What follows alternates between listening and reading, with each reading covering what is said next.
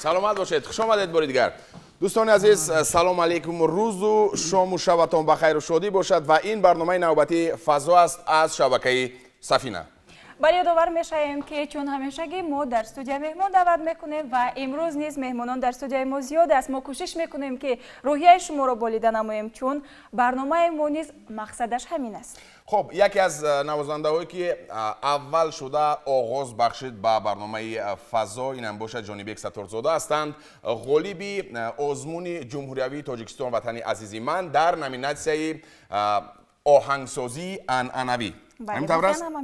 خب باز دیگر گروه ها نیز هستند در اینجا. در دوامی برنامه حتما که آشنا خواهیم کرد آنها رو و امروز من باور دارم که یک خب نوازش های خیلی خوب دیدنی شنیدنی خواهد بود در برنامه ما در برابر اونی که باز ما مهمان داریم. همینطور است فرزانه؟ بله، واقعا هم با ما بودن رو فراموش نکنید و همچنین یک جای با شما فراغت میکنیم. من خواهش میکنم از جانبک ستارزاده با ما بیایند و یک صحبت خیلی خوب داشته باشیم اطراف انا همین آزمون. دوستان عزیز،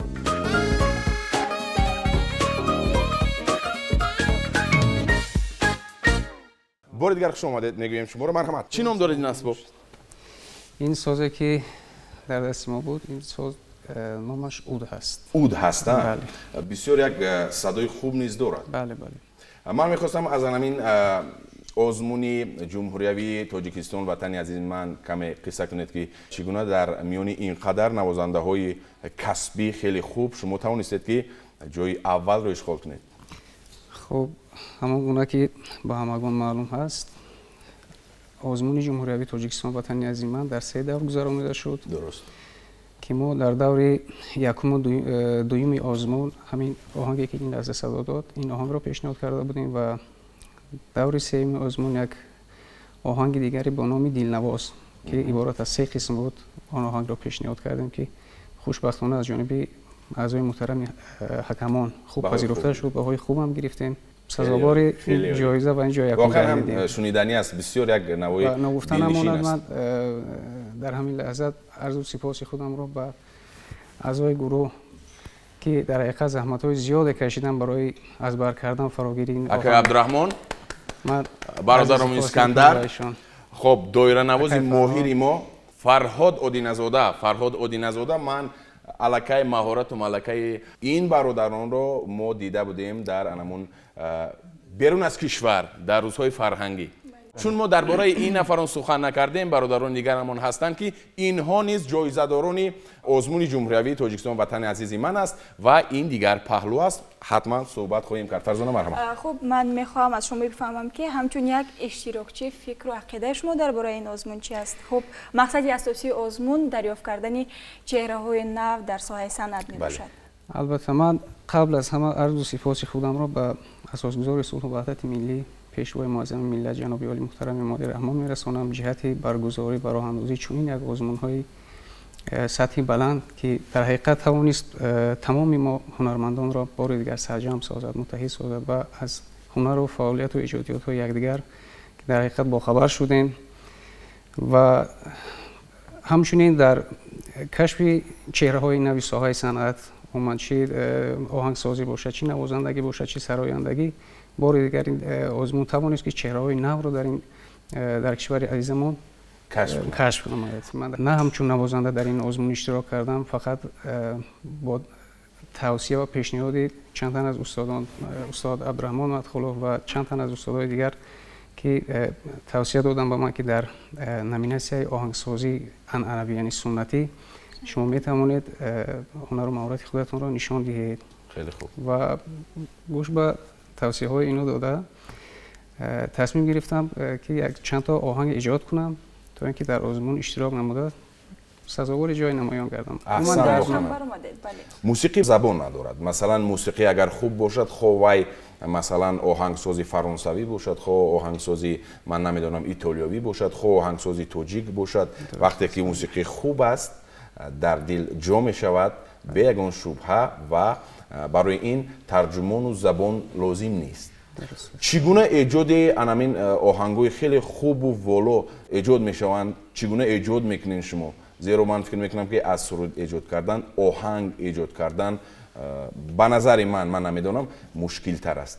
من میخوام همین سیر رو کمک شما با بیننده ها با من کشوید. درست است. ولی خب همه اونا که در بخش نوازندگی چی سرایندگی چی آهنگسازیش عموما در کل آدم باید زحمت‌های زیادی رو باید پای سر کند که تا به یک موفقیت باید دستاورد نوعی بگردد. بله. عموما در زمینه آهنگسازی من چگونه بگم، من احساس کردم در خودم، احساس کردم که همین استعداد در من هست. باز هم در اینجا بار دیگر ذکر میکنم، یادآور میشم از صحبت‌هایی که گفتم قبلا، توصیه استادان که در حقیقت صحبت‌های آنها توانست ما رو باز هم روح بلند سازد تا اینکه با این یعنی فعالیت‌های ایجادی باز بیشتر تکیه کنم و هنر و مهارت خودم رو در آهنگسازی نیز سعی بدهم. تشکر. بغیر از اونه که مصلحت و درخواست ها و پیشنهاد های استادان به شما الهام میبخشد، باز الهام از کجا پیدا می شود؟ سرچشمه الهام از کجا است که شما آهنگ ایجاد میکنید؟ زندگی خود سراپا خودش، یعنی اگر دوربین باشید می توانی از هر یک زیبایی های طبیعت، از زیبایی های کشور عزیزمان اومد میتواند آدم الهام بگیرد. بله. فقط بله. نگاه عمیق داشته باشید، نگاه زیبا باید داشته باشی که در حقیقت توانی اون چیزی را که میبینی اونو خوب در ذهن تصور مثال بکنی و اون رو در موسیقی با طریق موسیقی اون رو تجسم بکنی. اگر شخص ایجادکار باشد میتواند همون افتیدنی برگ درخت رو نیز تصویر واقعا هم درست است. خب من درباره اون شاه جایزه نمیگویم 50,000 تومان کجا شد، شما میتونید بگویید که کار شما نباشد، این پول شما است، مبلغ شما است، تحسینتون آفرینتون که صاحب این مبلغ گردیدید و من میگویم که شما یک همصحبت خیلی خوب هستید جونی بیگ. تشکری زیاد و در برابر نوازش های خیلی عالی داشتنتون همصحبتی خیلی خوب هستید. ما میخوایم که زیاد صحبت کنیم اما کمک وقت خب کمتر و تنگتر است. از همین لحاظ دوستان عزیز در اجرای جونی بیگ ستارزاده باز یک نوازش خیلی عالی، خیلی دلنشین، البته با همراهی بسیار نوازنده های خوبی کشورمان. دوستان پذیرا باشید.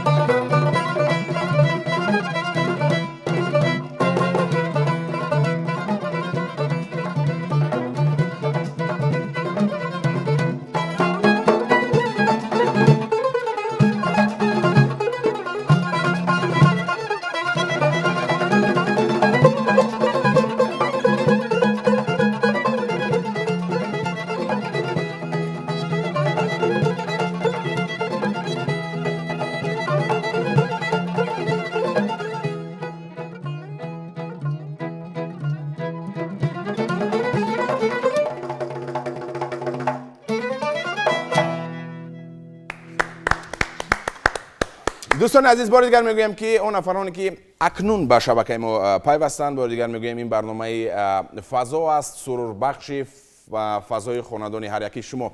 آقای عبدالرحمن، برای اجرا و خب ایجاد و تیار کردن یک آهنگ چقدر وقت لازم میآید؟ این حالت ایجاد میتواند هر خیل باشد. مثال ممکن است که آهنگ در یک ساعت ایجاد میکنید، خب در بالای او آهنگ بسیار وقت صرف کن در کار میشود که کارکرد کنی او را. بله. مثال تقسیمات کنی آهنگ را، جمله به جمله کار کنی. خلاصه تو یک آهنگ آماده میشود، به صحنه آمدنش ممکن که ماها در کار است که درست است. با او صفت در کاری آورده رسانی و بعد و یا پیشکشی تماشابین گردانی. یعنی در مدت یک ماه میتواند یک آهنگ خیلی خوب ایجاد شود، تولید یابد و از این بیننده ها اون نفرانی که میشنوند میبینند حلاوت برند. تشکر زیاد به شما. تشکر و من فکر میکنم که وقتی اون رسیده است که فرزانه میمون نوبتی همون رو معرفی کنم. مرحمت. بله جمشید، هنگامی که نوازش اجرا میشد واقعا هم خیلی نوازش خوب بود و من دیدم که انمون شاعره جوانی که این حال مهمانی ما میشود از این نوازش باز هم الهامی دوباره گرفته تبسم میکند و میگوید که من تیارم برای قرائت کردن شعرها با صفتی بلند. مهمانی ما هستند، گفتیم شاعره بسیار جوان، اینم باشد مفتونه قاسم. سلام علیکم، خوش آمدید. خوش آمدید. خب خوش آمدید به برنامه ما. الکی میبینم که در همین جا شعر ایجاد کردید. نه البته شعر این مقدسات است که آن را در تنهایی تنها در وقتی که تو و احساسهای تو زندگیت رو برای هم ایستید تنها به تنها در آن وقت ایجاد می شود. یعنی شما محض در همون لحظه ها تنها هستید، لحظه الهامی شما همون وقت است. بله، سرچشمه الهام برای یک شاعر جوان فقط زیبایی است، فقط زیبایی هایی که روح می بخشد، فقط زیبایی هایی که او را به تبسم کردن، به دوست داشتن وادار می کند و من باید بگویم که سرچشمه الهام من نه تنها زیبایی بلکه تمام خصوصیت هایی است که زندگی مرا فرا گرفته است، از همان چشم سوزن و لب رشته و تا این طرف آهنگ هایی که به دل من ذوق می بخشد، ذوق مرا تربیت می کند، اینها سرچشمه الهام. سلامت باشن. فرزانه، از این چند سالگی شما با شعر گفتن آغاز کردید؟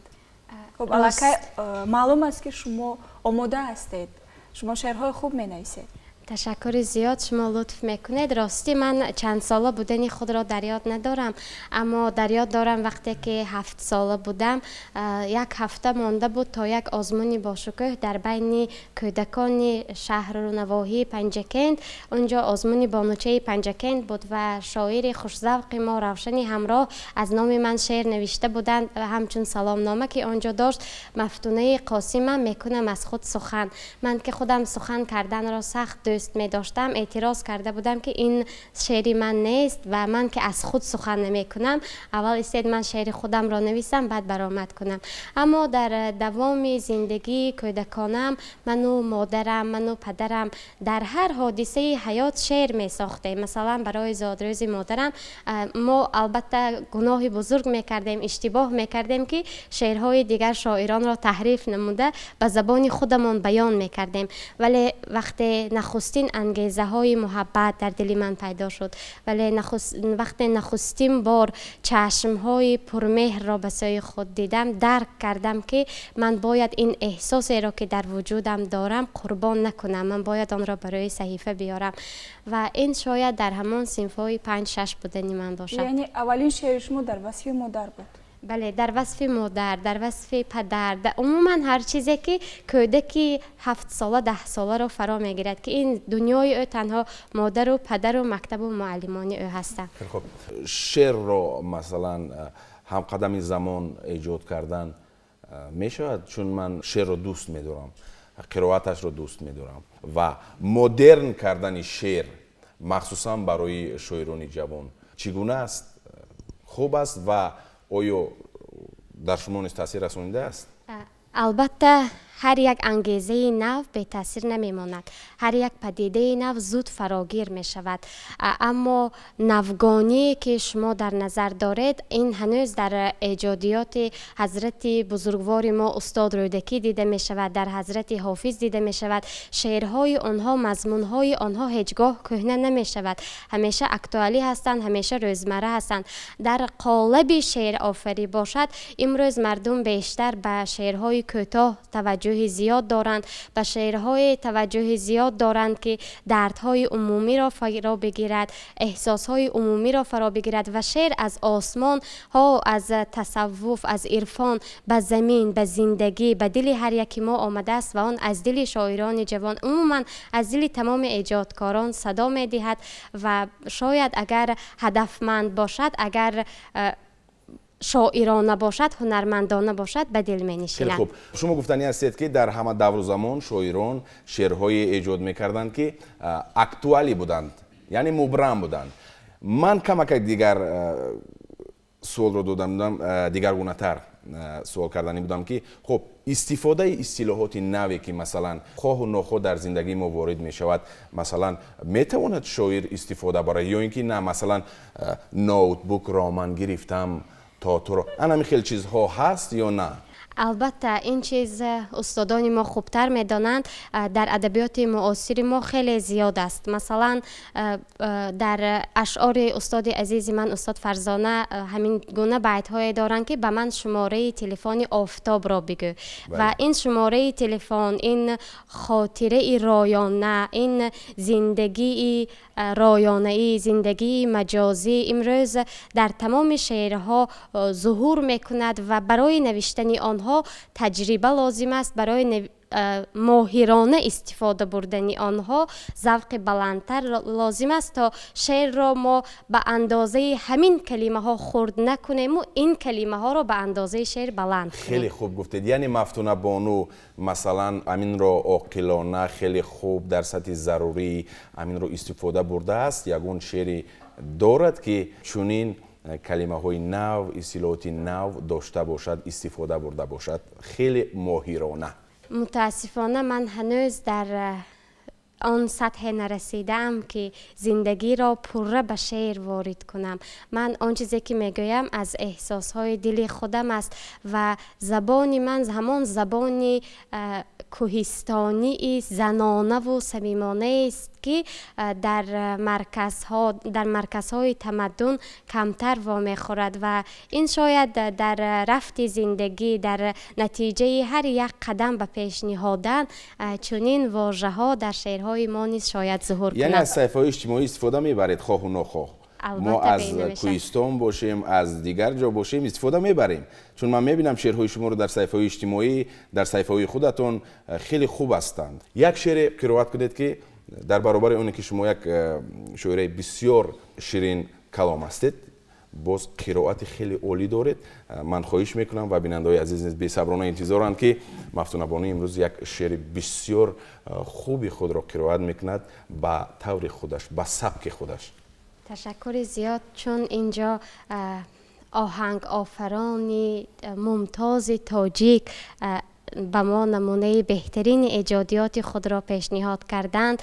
من نیز برای آنها یک ارمغان کوچک دارم با نام شعر مغنی. من از جانی بیگ جان خواهش میکنم که یک نوای بسیار زیبا نوازد، یک نوای ملایم و تحت همین نوا مفتونه بانو خب همین شعر را قرائت کنید، بینید که چگونه خب باز نورن علی نور می شود. مغنی نامه.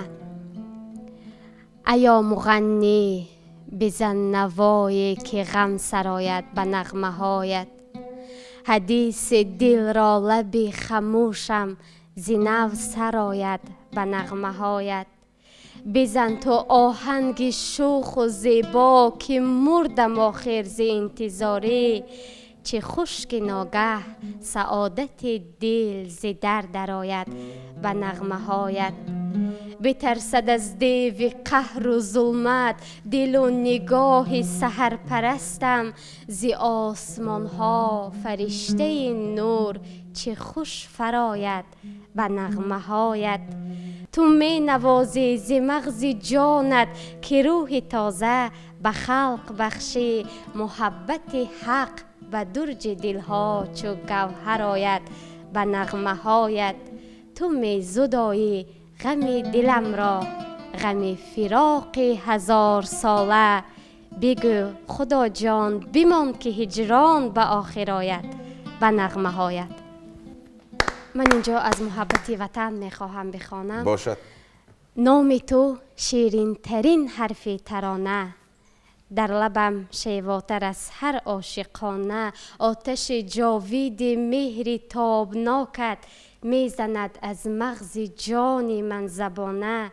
تاجیکستان ای بهشت جاویدانه، دوست می‌دارم تو را من صادقانه.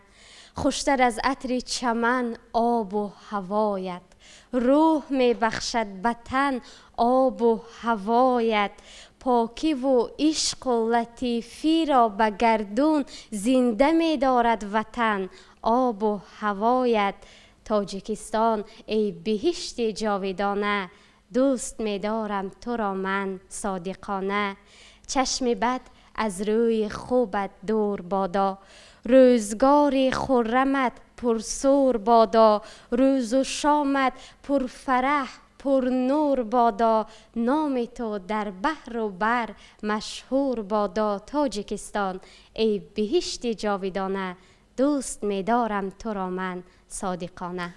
دوست می‌دارم تو را من صادقانه، خیلی شعر عالی در وصف وطن عزیز. تشکر زیاد این گواهی از اون است که مفتونه بانو نیز بسیار یک شخصی وطن دوست است، میهن دوست است و بینید که وقتی که شعر را قرائت میکند از صدق دل گویا که در همون هوای شعرش پرواز کرده ایستاده است.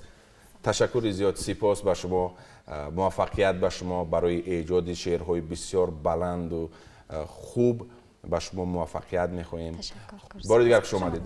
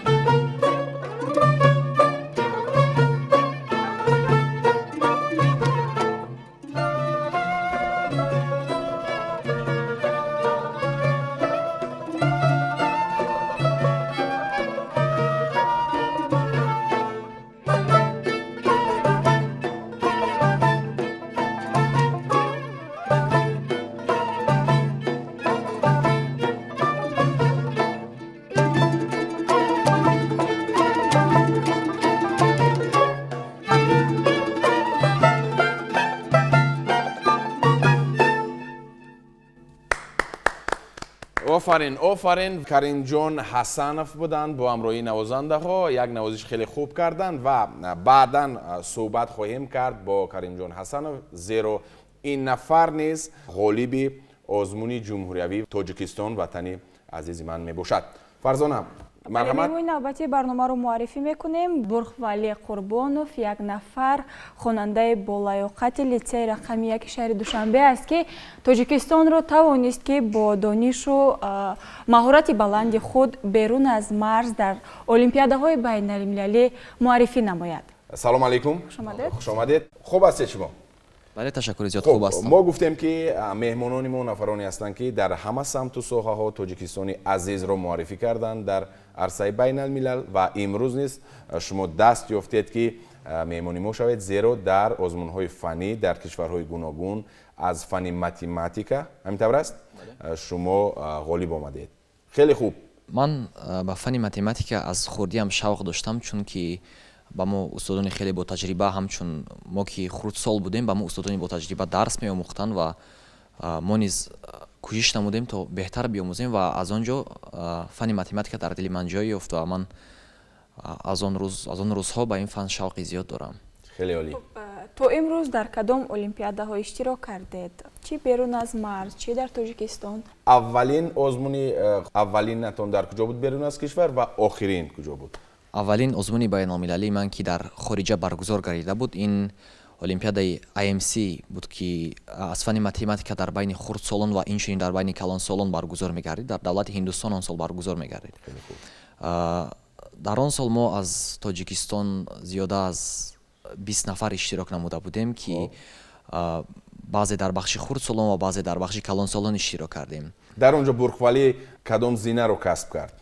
چون که این المپیادای اولین من بود و من تجربه زیادی نداشتم در ساحه یعنی حل کنی مسئله ها و این تجربه‌ای که برای المپیادای بین المللی ضرور است من اون تجربه را نداشتم.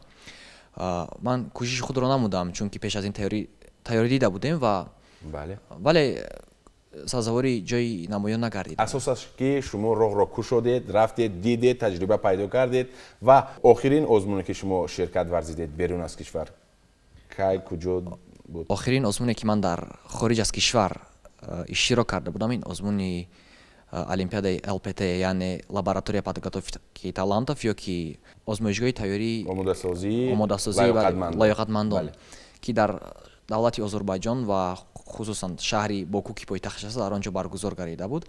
در آنجا از فن‌های دقیق یعنی فن‌های فیزیک، شیمی و متماتیک آزمون برگزار گردید و در آنجا ما خردسالان تا سن 17 ساله اشتراک کردیم و از 4 فن مبارزه بردیم. زیاده از 100 نفر اشتراکچی بود و از تاجیکستان بله از کشورهای گوناگون. از تاجیکستان چند نفر؟ از بیشتر دولت‌ها تا 3 نفر اشتراکچی اجازه داده شده بود تا که اشتراک کنند و از تاجیکستان 3 نفر. بله. سلامت باشند. و برخوالی موقع چندم را اشغال کرد؟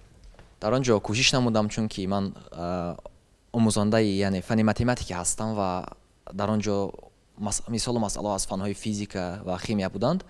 من کوشش نمودم و از فن متماتیک و آن فن‌ها نیز مسئله را حل نمودم و در آنجا سازوار جای سوم گشتم. سلامت باشید. المپیادهایی که بین المللی هستند بیرون از مرز تاجیکستان میگذرند از المپیادهای جمهوری با چی فرق میکند؟ شاید مثال و مسئله های دشوارتر آنجا باشد، زیادتر باشد، چگونه است که معلومات بدید؟ المپیادهایی که در خارج برگزار میگردند اساساً با سطح دشواری مسئله ها فرق میکنند. در کدام آزمون ها تیاری دیده اید؟ نقشه داریم که این سال در 3 آزمون اشتراک نماییم یعنی یکم آزمونش این آزمون المپیادای خوانندگان مکتب بچگان یعنی المپیادای شهری که در بین خوانندگان جمهوری تاجیکستان برگزار میگردد خصوصا شهر دوشنبه که من در اینجا تحصیل میکنم. اولینش این المپیادا است، دیگرش المپیادایی که هر سال در شهر مسکو برگزار میگردد و این سال باشد با سبب خروجی یعنی بیماری کرونا ویروس که به طور فاصله‌ای برگزار میگردد در آنجا اشتراک میکنیم. این چنین باز با هندوستان سفر کردم. این سالهای 2018-19 بود یعنی المپیادا که در خونیش سال 2018-19 برگزار گردید در دولت هندوستان. در آنجا زیاده از 10 دولت دنیا اشتراک میکردند خصوصا تاجیکستان که چند دسته خود را نیز پیشنهاد کرده بود. ما با آنجا سفر کردیم و در آنجا низ дар бахши хурдсолон иштирок кардам, хурдсолони то синни 16 сола ва аз 4 фани дақиқ, фанҳои физика, математика, химия ва биология мисолу масъалаҳо пешниҳод шуда буданд. кӯшиш намудам то ки ватани азизи худро бештар муаррифӣ кунам ва парчами ватани азизамонро баланд бардорам. Дар он ҷо кӯшиши зиёд намудам ва дар он ҷо мавқеи якум, яъне ғолиби мутлақ мегӯянд, ин ҷои аввали аввал дар озмун мебошад. саломат бошед. хеле хуб, хеле олӣ. ташаккур изҷӯ. Ташаккур. خب دوستان عزیز مهمون ما بودن گفتیم برخوال قربانوف یک نفر از جوانان لیاقتمند تاجیکی در آزمون‌های فنی خیلی زیاد شرکت ورزیده است و خیلی زیاد موقع‌های افتخاری رو کسب کرده است. بعد از یک لحظه برمیگردیم و برنامه ما ادامه می‌یابد. دوستان این برنامه فضا است.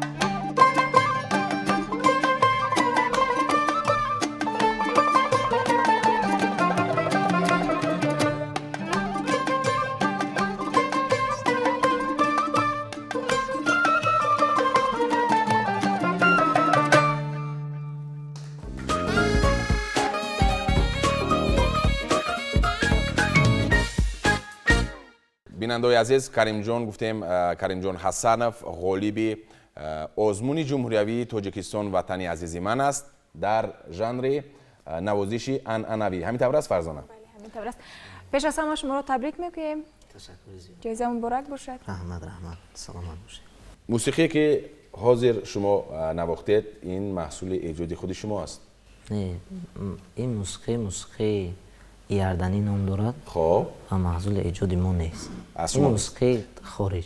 خب با کدام موسیقی شما توانستید که خب تسخیر کنید انمون هیئت حکمان رو و موقع اول رو در این ژانر، چون که گفتیم در ژانر نوازش عنعنوی اشغال نمایید؟ موسیقی که ما در آزمون در دور نهایی نواختیم نام داشت رازی سازها. رازی سازها رو در آغاز اکنون با انمون غیجک میگوینده. با غیجک خود دوستان کریم جان کمک می نوازد، یک 10 ثانیه بعدا میفهمیم که چگونه است و شما نیز میدونید که کدام نوازش است.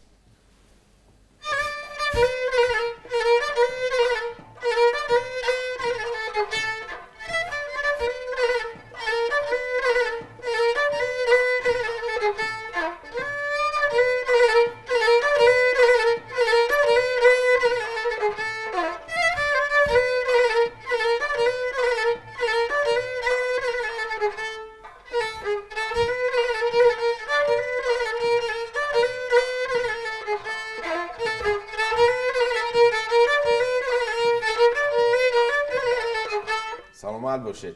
محض با همین نوازش بود. همین طور است؟ بله. سالها باید که تا یک سنگ اصلی زافتاب لال گردد در بدخشان یا عقیقاً در یمن.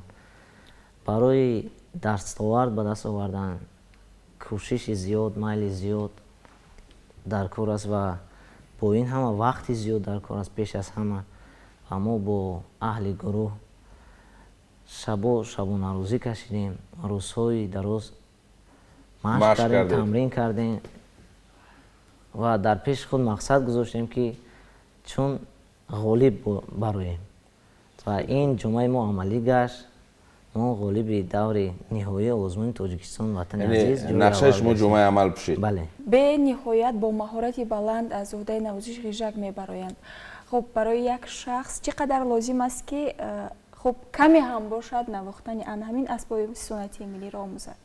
این اسباب ساز غیژک نواختن این خیلی دشوار است چون که این اسباب پرده ندارد و آموختن هم بسیار مشکل است. طول 6 سال می شود در این اسباب میخوانند، تمرین میکنند. در کجا میخونید؟ کنسرواتوری ملی جمهوری تاجیکستان. یعنی این کسب رو شما خیلی عالی پیشه کردیم. سلامت باشند. خب من هم به شما سوال دارم، هم به جونی بیگ شد شما خوبتر. برای مثلا هر یک موسیقی، هر یک اسبابی موسیقی جونی بیگ، مثلا در نظر من نمیدونم تا کدام اندازه من درست میگم، خب مثلا من ساکسافون رو میبینم که بسیار یک نوازش‌های رمانتیکی باید نوازد، همین طور است. و من در غیژک در نظر من یک نوازش‌های بسیار هم ملایم و تا یک اندازه غم انگیز می نوازن، همین طور هست؟ بله. همین طور است؟ بله بله. خصوصیت این اسباب. خصوصیت این اسباب همین است. این اسباب سنتی ملی ساز یعنی غیژک. من فهمیدم چون این است. این از کی است؟ چون من میدونم که سین و سالش نیز خیلی زیاد است، از همون رنگش میبینم، همین طور است؟ این از استاد امیربگ موسویف. سلامت. شما استاد رو چگونه باور کنندید که با رازگی استاد امروز از استاد پرسان شدیم که اسبابتان به ما لازم است، ما امروز در استودیو ثبت داریم. فقط پرسان شدید و جواب اون رو انتظار نشدید؟ نه استاد ما رفتیم خیر. من شکر میکنم. البته رازیدم. سلامت باشند استاد. گفتیم که امیربگ موسویف یکی از بسته‌کاران بسیار شناخته تاجیک هستند. با همون ایجادیات خود توانستند که تا یک اندازه برای جوانان نیز یک راه گشاید، همین طور است؟ بله. خیلی خوب. باز چی نقشه ها است؟ باید چیکار کنید؟ نقشه ها در پیش خیلی بسیار است و با اهل گروه میخواهیم موسیقی های تازه ایجادی گروه رو روی نوار آوریم. ایجادی نه. ایجادی نه. سلامت باشید. با شما موفقیت.